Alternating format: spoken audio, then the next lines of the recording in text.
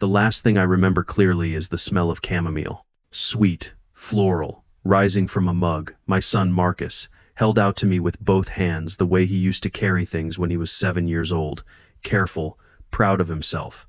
I took it. I drank every drop. And somewhere between setting that empty mug on the coffee table and closing my eyes, I stopped being able to move. Not fell asleep, not passed out, stopped moving. I want you to understand what that means. My mind was completely awake. I could hear the refrigerator humming in the kitchen. I could feel the leather couch under my arms.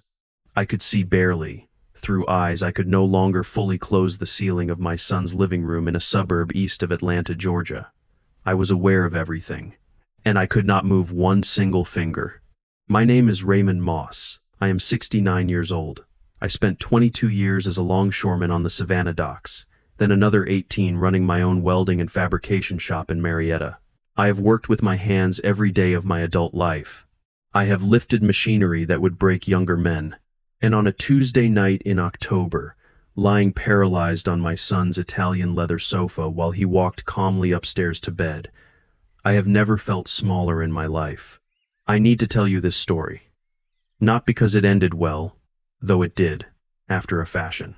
I need to tell you because the night I lay on that couch, I would have given anything to know someone else had survived this.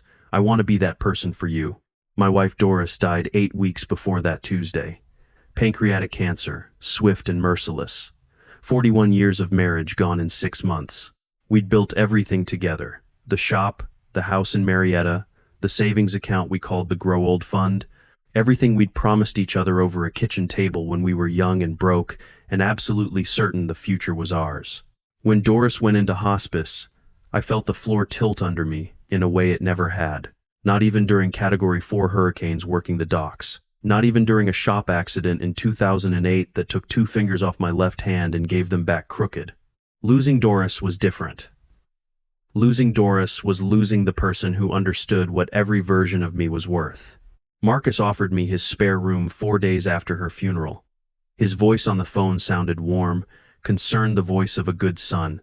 He said I shouldn't be alone. He said the house in Marietta would feel like a coffin once the neighbors stopped bringing casseroles. He wasn't wrong. I packed 7 boxes and drove north on I-85 toward Atlanta, toward my son's 5-bedroom colonial in a neighborhood where the lawns looked like they were maintained by people who took lawns very seriously. Marcus had done well for himself. 44 years old, financial consulting, a beautiful home, a wife named Priya who worked long hours in hospital administration and always seemed slightly tired, slightly elsewhere. They had no children. Their house had the pristine quality of a place where no one really lived. Surfaces clean, art carefully hung, the whole thing staged for an audience that never arrived. I brought my grief into it like tracked-in mud. The first week, Marcus was attentive, asking if I'd eaten, checking in before bed. It felt genuine. I wanted it to be genuine. I needed it to be. The second week, he started working late. The third week, I rarely saw him before 9 at night. On the Tuesday it happened, he came into the living room at 9:15, still wearing his work shirt and slacks, carrying a steaming mug. He set it on the coffee table in front of me and said I looked exhausted. He said chamomile would help me sleep. Marcus had never made me tea in his life. I noticed that, somewhere in the back of my mind. But Doris had been gone 8 weeks, and grief makes you want badly to believe in small kindnesses. So I picked up the mug. I thanked him, and I drank. He stood and watched me finish it. Then he said goodnight and went upstairs. I heard his bedroom door close. I set the empty mug down and closed my eyes. 20 minutes later, the tingling started in my feet. I had worked around industrial chemicals for 18 years. I knew what toxic exposure felt like in the extremities, but I told myself I was tired. I was grieving. I was 69 and not 29. I flexed my toes. The tingling moved up through my ankles, my calves, my thighs. I tried to stand. My legs buckled. I grabbed the armrest.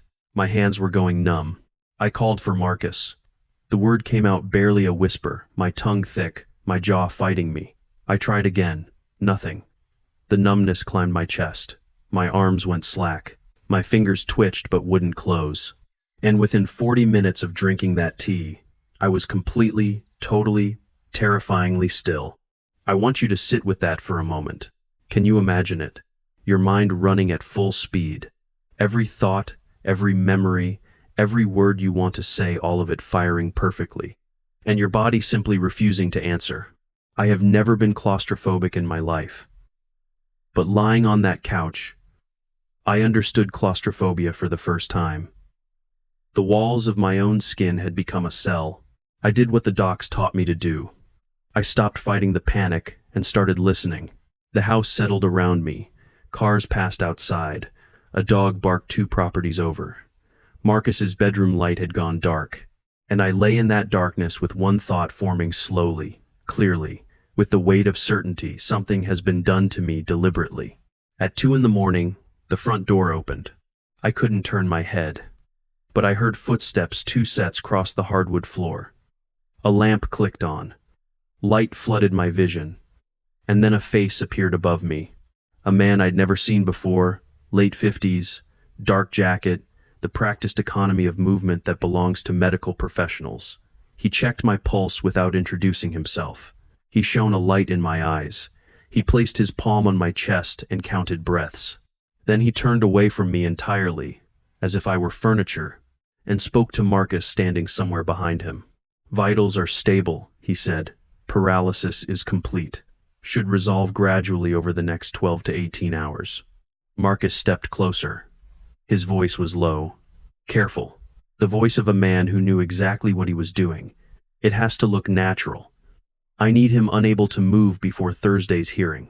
Guardianship hearing. Those 2 words arrived like a physical blow. A blow I couldn't flinch from. A blow I had to simply receive and absorb and hold inside my paralyzed chest while my son stood 3 feet away discussing how to control my body long enough to control my life. The doctor said he was never there. Said they'd never spoken. Then he left. Marcus turned off the lamp and went back upstairs. And I lay alone in the dark, more awake than I had ever been in my life, understanding with absolute clarity that the man I raised was trying to erase me. I thought about Doris. I thought about something she'd said 14 months before she got her diagnosis, sitting on our back porch in Marietta, watching the light go gold through the oak trees, the way it did in September. She'd put down her coffee cup and looked at me sideways with those careful eyes she had. The ones that always saw more than they said. "Raymond," she'd told me, "there's someone who sees you as a problem to be managed. Not an enemy. A problem." I'd laughed. I'd said, who on earth would see a retired longshoreman as a problem? She hadn't laughed. She'd said, "Promise me you'll pay attention." I'd promised.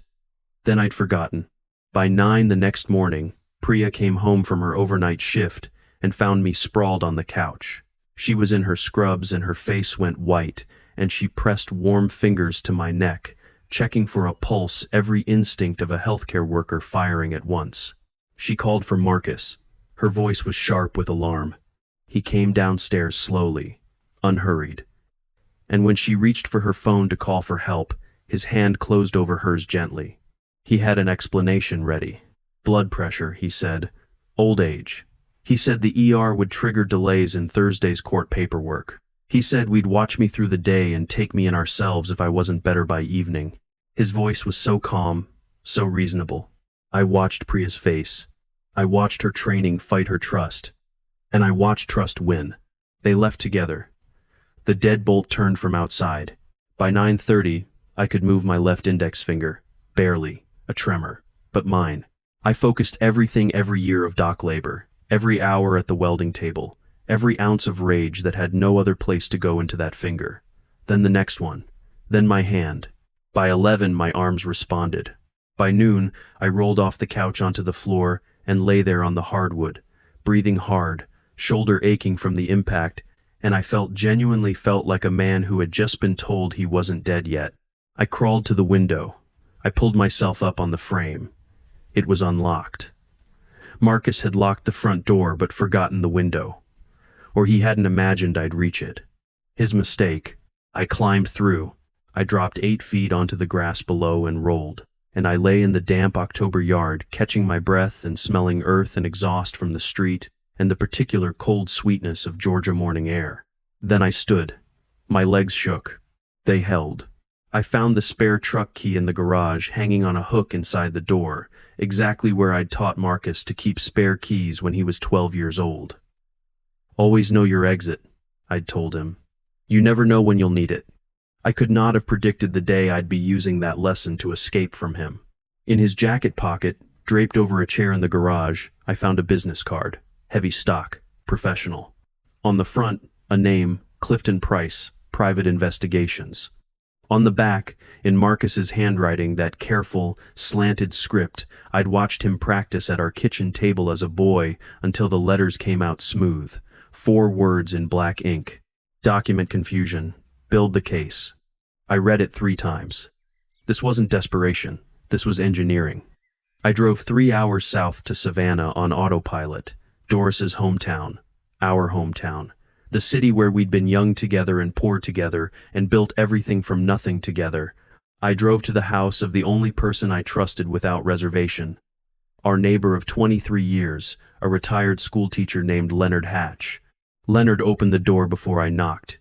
He looked at me still wearing the clothes I'd slept in, pallid, trembling slightly, and he stepped aside without a word. "Coffee's on," he said. "Sit down." I told him everything, 40 minutes. He listened without interrupting, without that particular look people give you when they're calculating whether to believe you. When I finished, he looked at his mug for a long moment. Then he looked at me directly. "I believe every word," he said. "And there's something I should have told you 2 months ago." Leonard had a secret Doris had given him to keep until the right moment. 3 days before the ambulance came for the last time, the night before, she'd called Leonard to say goodbye and everything, but those words he'd watched through his kitchen window, as Doris crossed our backyard, alone. She was carrying a small gardening spade. She was dying. She could barely lift a grocery bag. She dug at the base of the magnolia tree she'd planted on our 20th anniversary, and she buried something there, wrapped in plastic, and she went back inside without the shovel. He'd thought it was the cancer medication making her strange. He hadn't interfered. Now he took me to that tree. The soil was hard. I worked the spade for 30 minutes, my blister forming on a hand that had never blistered in 40 years of labor.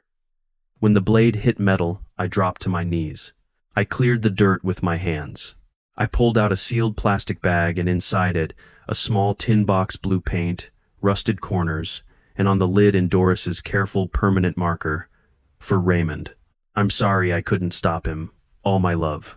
I sat on the old stone steps at the edge of the yard, the steps where Doris and I used to watch the sun go down on warm evenings, splitting a beer and arguing gently about nothing important, and I opened the box. There were 2 things inside. A letter and a small sealed envelope. The letter began, "My dear Raymond, if you're reading this, it means Marcus found the box under the bed first. I always knew he would." She'd known. She had known. She wrote that Marcus had been asking to borrow from our savings for nearly 2 years. Large amounts, increasing amounts. She had refused every time. She wrote that when she got her diagnosis, she understood what was coming, that her death would remove the one person standing between Marcus and our finances. She wrote, "Watch the accounts. Change the passwords before you do anything else. And look in the small envelope. You'll need what's inside when the time comes." I held that letter for a long time. My wife, dying, had spent some portion of her remaining energy building an armory for a war she knew I'd have to fight alone. I want to be honest with you, I have been angry in my life, real anger, dock worker anger, the kind that comes from injustice and exhaustion. But what I felt sitting on those steps reading Doris's words was something entirely different. It was the grief of understanding how clearly she had seen what I refused to see. And underneath that grief, something beginning to harden into something useful. I opened the small envelope.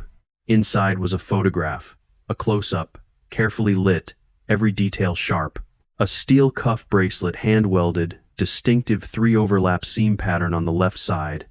A custom clasp I had designed myself. I'd spent 3 weeks making that bracelet in my shop for Marcus's college graduation. He'd worn it every day for years. I stared at the photograph and could not understand why Doris had taken it.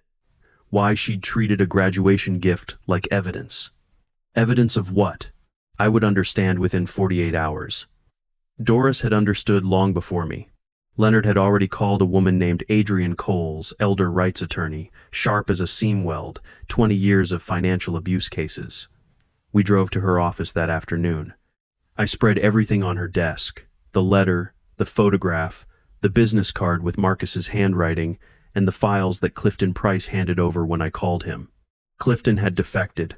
He'd spent 9 months following me through Savannah and Atlanta, documenting my daily life for Marcus, and had found nothing because there was nothing to find. No confusion, no decline, no incompetence.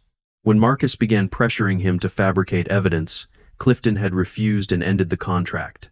When Marcus called him 2 days ago, claiming I was in a coma, asking him to sign false documentation, something had broken in Clifton's professional conscience.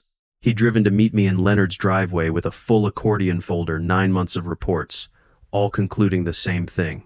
Raymond Moss is fully competent. And something else. Financial records Marcus had asked him to investigate, claiming I was mismanaging accounts. Clifton had looked. He'd found 7 withdrawals from my savings account over 6 months, $119,000, all bearing forged signatures, all carefully sized to stay below automatic bank alert thresholds. I looked at those numbers and felt something go very still inside me. 19 years of welding income, Doris's teacher pension, our grow old fund, gone in neat increments while I was living in his house, eating his food, grateful for his hospitality. The bank manager in Savannah, a woman named Claire Oduya, pulled the security footage the next morning without hesitation once Adrienne presented the elder fraud documentation. 7 transactions. Each one, a masked figure cap, glasses, surgical mask approaching the teller window with forged paperwork. And on the 5th transaction, May 9th, as the figure signed the withdrawal slip, a sleeve wrote up 3 inches. "Stop it there," I said. I pulled Doris's photograph from my jacket. The bracelet on the monitor's wrist and the bracelet in the photograph were identical. 3 overlapping welds. Left side seam. Custom clasp. A technique I developed in my own shop over 30 years and never taught to another person. I made that bracelet with my hands. My son used it to steal my life savings while wearing it. Adrienne filed the emergency response that night. Thursday, we drilled testimony. By the time she asked me to describe my current financial situation with precision, and I recited 7 transaction dates and amounts from memory without notes, she looked at me quietly and said, "Raymond, you are the least incompetent person I have ever sat across from in this office." Friday morning, I was in the car at 5:45 heading north on I-16 toward Atlanta. Alone in the cab, 3 hours of highway ahead of me. I thought about Marcus at 7 years old, standing beside me on a Savannah dock holding a fishing rod 2 sizes too big, asking why patience was necessary when you could just try harder.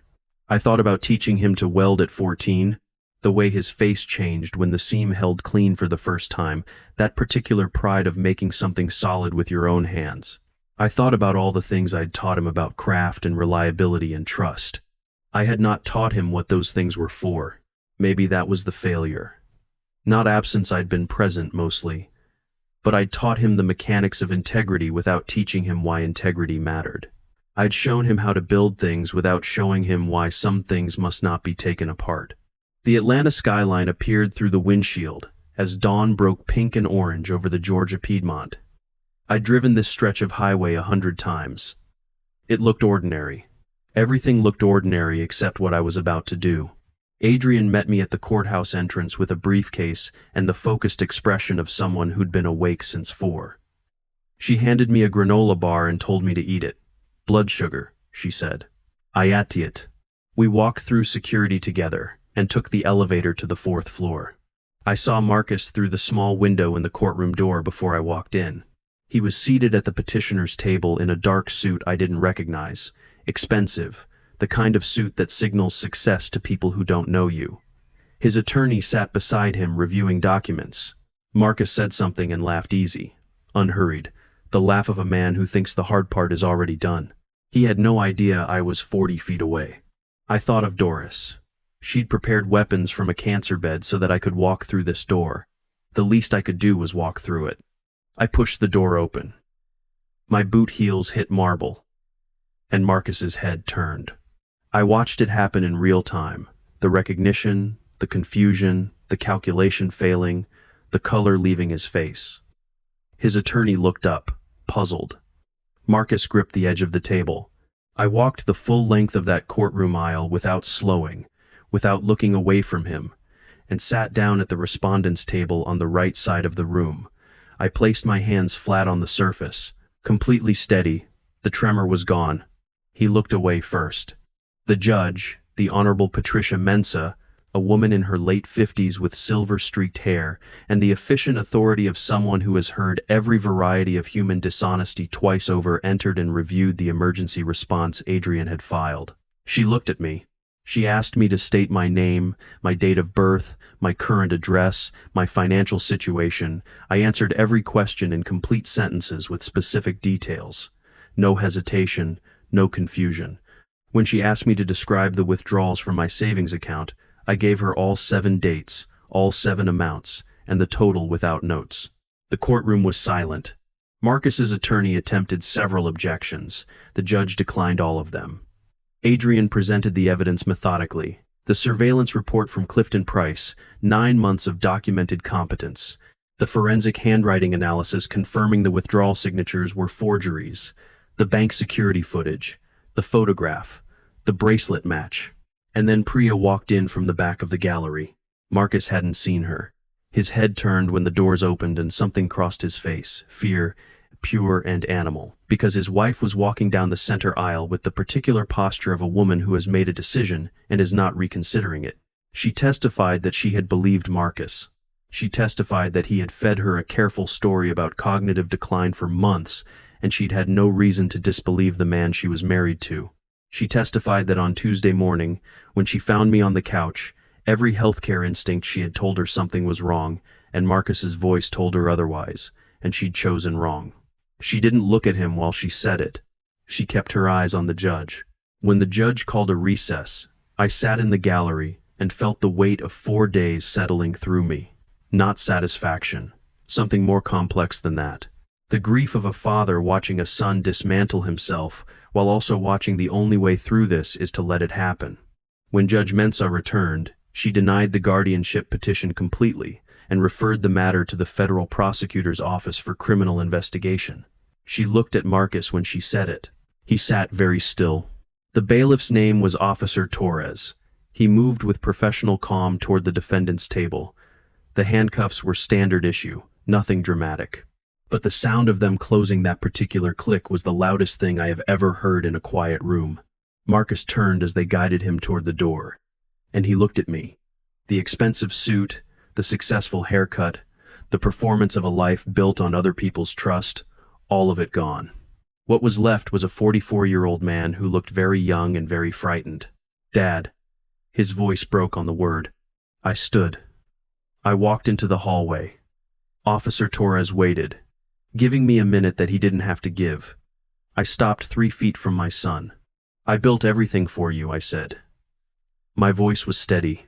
Every extra shift, every reinvested profit, every decision about the future, it was all aimed at making sure you started life with more than I had. I loved you without conditions. You know that. He tried to speak. I held up one hand. "Not yet. What you did to me is not something I can pretend didn't happen, but I am not going to carry hatred for you. Hatred would finish what the drugs started. It would take away the parts of me that are still mine." I looked at him for a long moment. "I forgive you, Marcus, I mean that. And we are done." His face crumpled. He said please. He said he was sorry. He said things I had no room to receive. I reached out and put my hand briefly on his shoulder, the shoulder I'd steadied when he learned to ride a bicycle, when he graduated, when Doris was lowered into the ground and he wept like a child, and then I let go. I walked back into the sunlight. 3 months later, I sat in a Savannah community center, facing 53 seniors who had responded to a flyer. Some of them were already in the middle of what I'd been in. Some of them suspected but hadn't said it out loud to anyone yet. Some of them just came because the flyer said free legal consultation, and free is free when you're on a fixed income. I stood up and told them my story. All of it. The tea, the paralysis, the tree, the bracelet on the bank footage. The moment I walked through that courtroom door, I told them what I wanted them to take from it, which is this. Financial control plus isolation plus manufactured confusion is a pattern. It is not a coincidence. It is not a loving family member who is just worried. It is a system. And systems can be named and dismantled. I told them Doris's name. I told them what she did from her cancer bed. I told them the fund we'd established in her name, the Doris Moss Elder Protection Initiative, offered free legal consultation, forensic accounting review, and court representation for any Georgia senior facing financial abuse from a family member or caregiver. An 81-year-old woman named Eunice waited until everyone else had left. Her hands trembled around a paper coffee cup. She told me her granddaughter had taken over her accounts 18 months ago, had changed all the passwords, told her it was for her own protection. She said she'd assumed she must be losing her mind, because why else would someone do that to someone they loved? I sat down across from her and I said, "You're not losing your mind. You're being gaslit. There's a difference. And the difference matters." I pulled out a notepad and we started from the beginning. Helping Eunice in that folding chair gave me more than the verdict ever did. Justice names the wound. Purpose heals it. Marcus was convicted at federal trial 14 months after the civil hearing. Wire fraud, identity theft, elder financial abuse. He was sentenced to 9 years. He'll be in his mid-50s when he gets out. I hope, genuinely hope, that he uses the time to understand what he did and why. I hope he becomes someone who knows the difference between what he built and what he took. That is all I can wish for him. That is all I have left to give him. Doris knew who he was becoming before any of us would admit it. She didn't stop loving him. She loved him enough to tell the truth about him, even from her deathbed, even knowing I might not understand until after she was gone. That is the most extraordinary thing another person has ever done for me. I keep her photo on my desk. I talk to it sometimes, late at night when the apartment is quiet and the oak tree outside the window is doing whatever oak trees do in Georgia winter. I tell her we made it. Different than we planned, but we made it. If you are watching this and something in this story sounds familiar, the isolation, the confusion that seems to come from nowhere, the family member who has gradually taken over more than they were invited to, I want you to hear me directly. You are not crazy. You are not too old to fight back. You are not alone. People prepared weapons for you before you even knew you'd need them. Your job is to pick them up. Now I want to hear from you. Drop a number in the comments. Type 1 if you think I made the right call walking away from Marcus in that hallway without another word. Type 2 if you think a parent should have said more, fought harder for that relationship even after everything. Type 3 if Doris's story hit you the hardest today, because honestly, for me, it always does. Tell me where you're watching from and what time it is where you are. I read every comment, every one. And if you've ever had someone in your family treat your trust like a resource to be harvested, share this. Share it with whoever needs to know they're not invisible. Because the biggest weapon financial abusers have is your silence. And you just gave that up by watching this to the end. If this story moved you, please subscribe. I'll keep telling them. I have more. This is a fictional story inspired by real emotional experiences, fully rewritten and reimagined in Atlanta, Georgia, to create wholly original content. Character names, locations, and events are invented. Any resemblance to real individuals or actual occurrences is entirely coincidental.